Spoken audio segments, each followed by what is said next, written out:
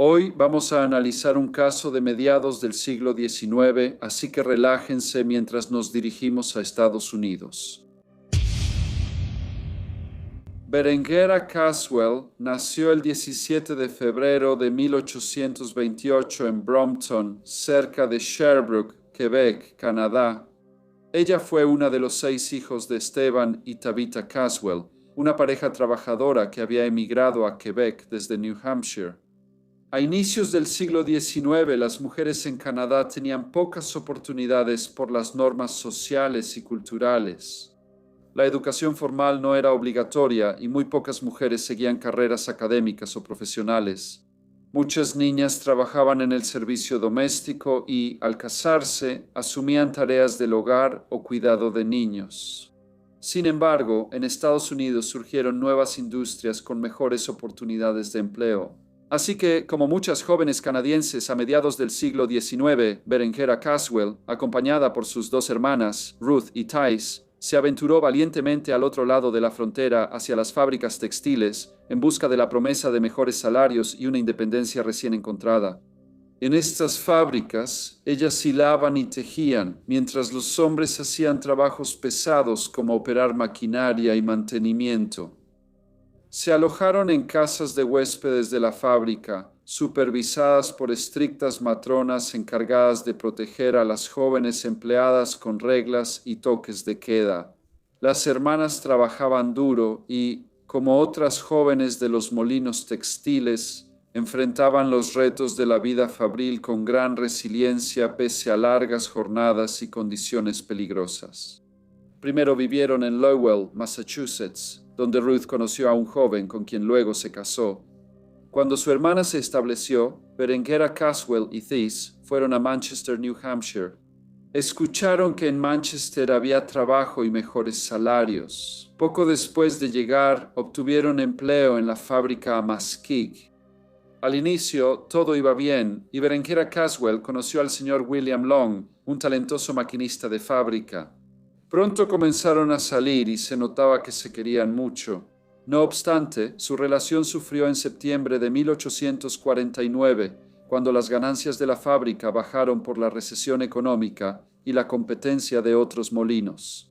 Como resultado, William perdió su trabajo, así que, con pocas opciones disponibles, decidió regresar a la casa de sus padres en Biddeford, en el condado de New York, en Maine. Poco después, Berenguera dejó el molino y consiguió trabajo en Salem, ciudad famosa por los juicios de brujas de 1692. En noviembre de 1849 se dio cuenta que estaba embarazada. Ahora, preocupada y avergonzada, afrontó la realidad de su situación. Consciente del estigma de la maternidad fuera del matrimonio, enfrentaba un dilema. Si revelaba su situación a sus patrones, podía ser despedida, ya que muchos empleadores veían a las mujeres solteras embarazadas como una carga moral que podía manchar su reputación. Si le mostraban simpatía y le permitían seguir trabajando, tendría que soportar el escrutinio y juicio de sus compañeros. Por primera vez se sintió aislada y vulnerable en una sociedad con poco apoyo o comprensión para jóvenes como ella. Sabía que debía hablar con Guillermo, esperando que hiciera lo correcto y se casara con ella. Viajó 80 millas a Biddeford. Cuando llegó y le contó sobre su situación, Guillermo se sorprendió. Solo tenía 21 años, no pensaba casarse pronto, pero le preocupaba ver a Berenguera tan angustiada. La noticia inesperada lo había dejado sin saber qué hacer. Ante la responsabilidad y urgencia, acudió a su empleador, el señor Blake, por consejo. El señor Blake era famoso por sus conexiones y relaciones. Presentó al joven al Dr. James Smith, un supuesto médico botánico que usaba remedios herbales para curar. El Dr. Smith le aseguró a William que podía ayudar a Berenguera Caswell por $10. William se alivió al saber que el Dr. James Smith podía darle un remedio natural para inducir un aborto espontáneo a Berenguera. Él le dijo que confiaba en que el Dr. Smith la atendería y le daría el tratamiento adecuado. Berenguera Caswell aún creía que él debía casarse con ella, pero aceptó su difícil situación como joven soltera. En 1849, el embarazo implicaba un gran estigma social y desafíos considerables. Enfrentaría el rechazo social sin apoyo familiar ni comunitario, la dura realidad que afrontaría si el embarazo seguía. Con pocas opciones y mucha aprensión, aceptó a regañadientes que interrumpir el embarazo era la mejor opción para ambos y para preservar su reputación. Pero William no tenía los $10 para contratar al Dr. Smith. Nuevamente acudió al señor Blake, quien le prestó dinero a cambio de que trabajara para saldar la deuda. Antes de llevar a Berenguera con el Dr. Smith en Saco, William preguntó si debía saber su verdadero nombre. Smith dijo que no era necesario, y en su lugar le dio el seudónimo de Mary Bean. Este simple acto pareció envolverla en un velo de misterio, alejando a la joven de las duras realidades de la situación en la que se encontraba. A finales de noviembre de 1849, Berenguera Caswell, de 21 años, usando el alias Mary Bean, se hospedó en la casa del Dr. Smith. Él aceptó administrar remedios herbales para inducir un aborto espontáneo. 4 meses después, en la tarde del 13 de abril de 1850, un niño de 14 años llamado Osgood Stevens estaba ayudando a un vecino a limpiar un arroyo obstruido en las afueras de Saco. Se encontraron con una tabla que de alguna manera se había atascado en una alcantarilla y estaban teniendo muchas dificultades para sacarla. Finalmente la desalojaron, pero hallaron una escena escalofriante: el cuerpo sin vida de una joven atado a la tabla blanqueada. Abrumado por el miedo, Osgood salió corriendo a buscar ayuda, contándole a cualquiera que veía sobre el macabro hallazgo. Al difundirse la noticia, los vecinos ayudaron a sacar la tabla y el cuerpo del agua. Se sorprendieron al ver a la joven fallecida vestida para dormir. Usaba medias azules, un gorro de dormir y, curiosamente, un delantal de niño cubría su cabeza al levantarlo. Varios presentes se apartaron, cubriéndose los ojos ante la espantosa escena. La joven fallecida mostraba señales inconfundibles de descomposición, con parte de su rostro devorado, probablemente por ratas. Se avisó a las autoridades y el agente James Wiggin llevó el cuerpo a un granero para resguardarlo de la multitud. A pesar de sus esfuerzos por mantener el orden, el macabro hallazgo fue irresistible para muchos. Con cada momento que pasaba, más personas se reunían junto al granero, aparentemente atraídas por una curiosidad morbosa y un deseo insaciable de ver el cadáver. El forense Thomas Tufts llegó con el Dr. Hall, médico local. Ambos caballeros revisaron al difunto, sin notar traumas externos visibles. Detectaron signos recientes de embarazo y concluyeron que murió por una interrupción fallida. ¿Quién era la joven fallecida? La policía preguntó a los presentes. Algunos respondieron que el cabello y los aretes eran muy parecidos a los de Mary Bean, según quienes la habían visto usarlos. Mary Bean vivió un tiempo breve con el Dr. James Smith antes de Navidad, pero luego se fue de repente.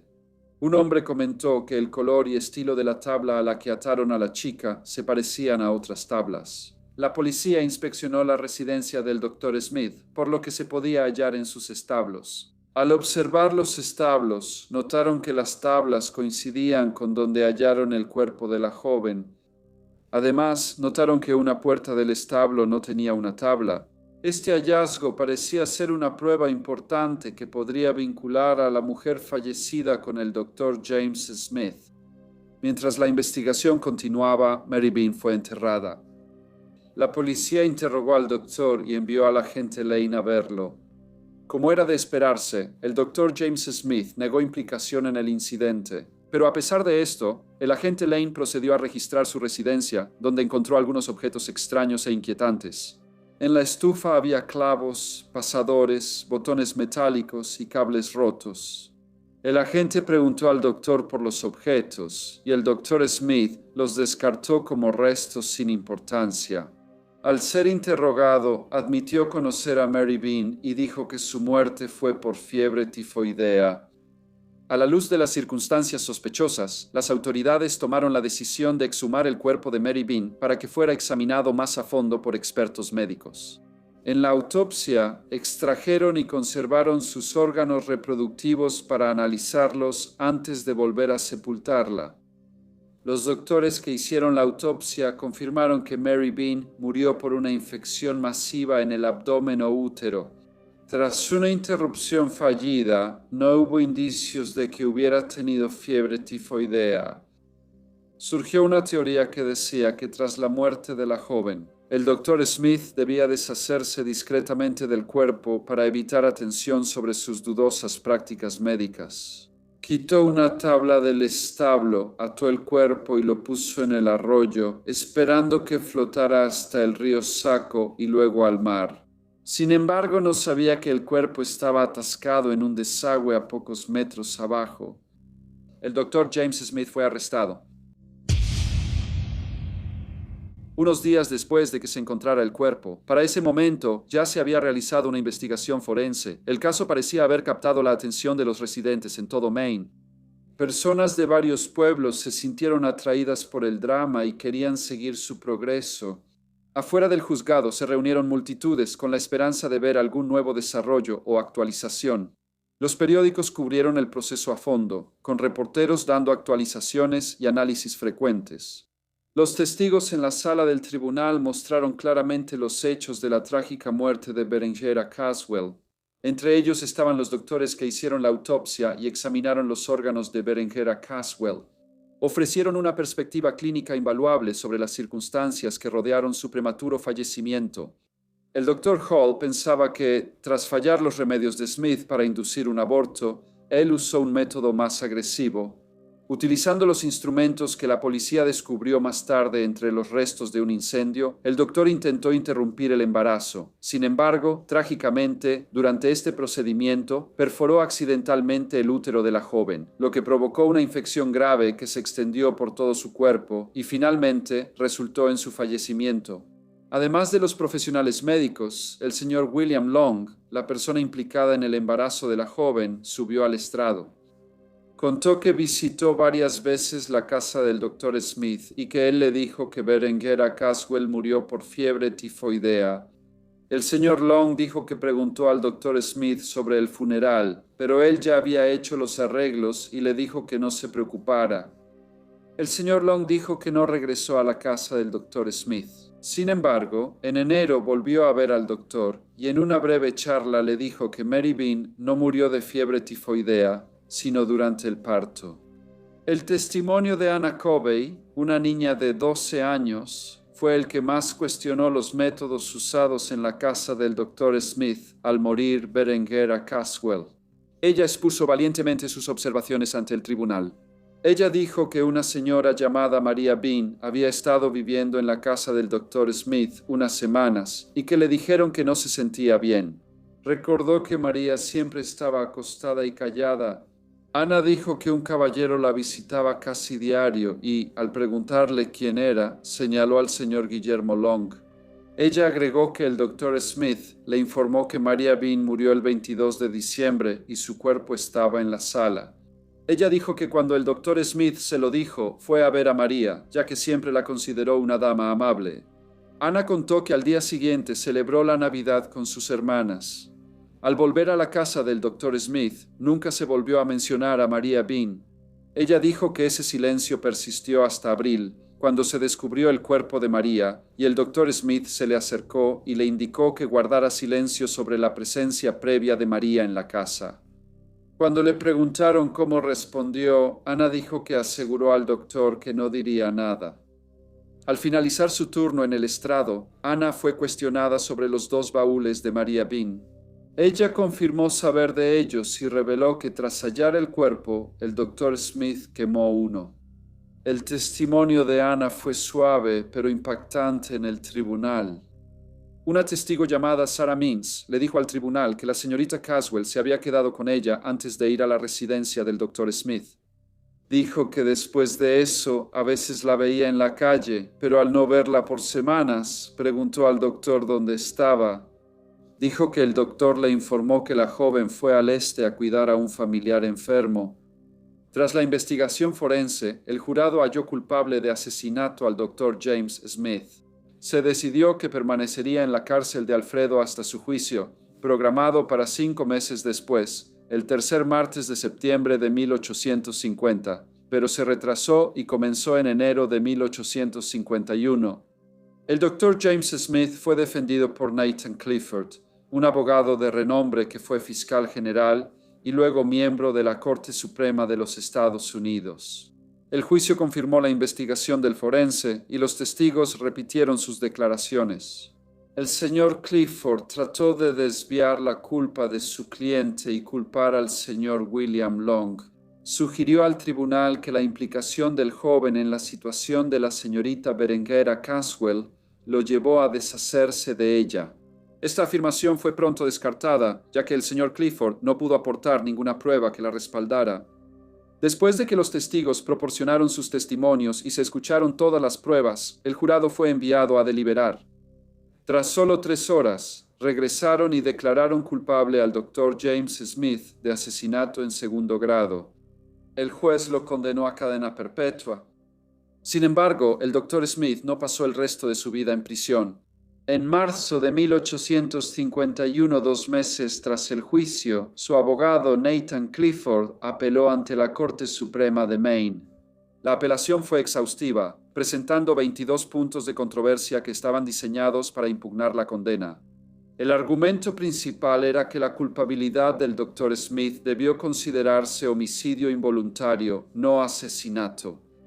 La Corte Suprema de Maine analizó cuidadosamente estos argumentos durante el año siguiente. También analizaron el comportamiento de la señorita Caswell, cuestionando su ropa y elección de aretes como reflejo de su moralidad. En esa época era raro que mujeres respetables usaran accesorios tan extravagantes. El tribunal consideró que la señorita Caswell desafiaba las normas sociales y sugirió que pudo haber contribuido a su situación desafortunada. Se creía que las chicas que trabajaban en fábricas lo hacían para ayudar a sus familias. El tribunal consideraba que la señorita Caswell había aceptado su nueva independencia financiera. Era como si las autoridades legales que supervisaban la apelación quisieran que su historia se convirtiera en una advertencia para otras chicas jóvenes. Advertencia sobre relaciones íntimas antes del matrimonio. Para los jueces, las acciones de la señorita Caswell recordaban claramente las consecuencias de desviarse de la virtud y la modestia.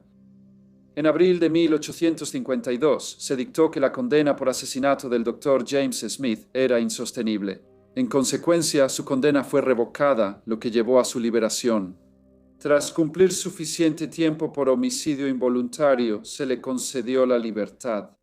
Volvió a Saco y se reunió con su esposa, pero le costaba superar que había hecho algo malo y su reputación seguía dañada. No vivió mucho tiempo. Se cree que contrajo tuberculosis en prisión y luchó contra la enfermedad 3 años. Murió en 1855, dejando un legado marcado por la controversia y sus consecuencias. La familia de Beringer Caswell pidió que su cuerpo regresara a Canadá, así que su hermana Tis se encargó de cumplirlo. Al llegar a Saco, vio que personas generosas habían reunido fondos para llevar el cuerpo de regreso a Brompton. El ataúd fue puesto en un tren con destino a Quebec, vía New Hampshire. Sin embargo, contrariamente a lo esperado, el cuerpo de Berenger Caswell nunca llegó a Canadá. Se especula que, en cambio, Thais hizo arreglos para que su hermana fuera sepultada en un cementerio en Manchester, cerca de la fábrica donde alguna vez trabajó. Hola a todos y muchas gracias por escuchar. Como siempre, por favor dejen cualquier comentario u opinión que tengan y espero verlos de nuevo en el próximo caso breve.